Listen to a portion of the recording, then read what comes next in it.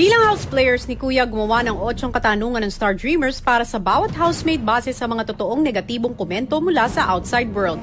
Layunin nitong mapalabas ang tunay na saloobin at karakter ng housemates at maipakita ang kanilang pagpapakatotoo sa gitna ng isang one-on-one tapatan.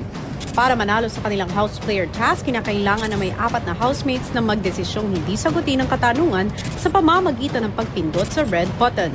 Sa pagsalang ng housemates sa tapatan, ikaw dapat ang ate sa loob pero wala kang nagawa tungkol dito. Doon ko na-feel sa sarili ko na di ako karapat-dapat na nandito na bilang ate nila.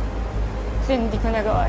Ganyan ka talaga before ka pumasok dito? Baka ginagaya mo lang si Maymay, kaya ba magpapatawa ka rin para manalo ka? Di naman ako nagpapatawa.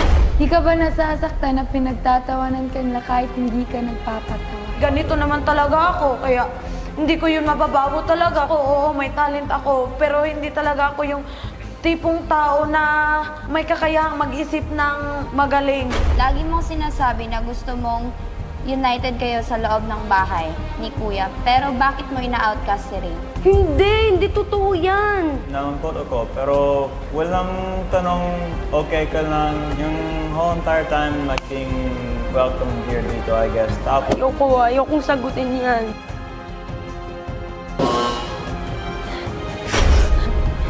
As a woman, are you faithful? No. In terms of sa boyfriend ko, no. So, paano mo nagagawang lumande sa loob ng bahay ni Kuya? Hindi ko naman alam na mangyayari yun. And nung nakita ko na, iniwasan ko naman. Wala ka nang nararamdaman din. Meron. Hindi sa boyfriend mo, hindi sa another guy. May nararamdaman ka ba?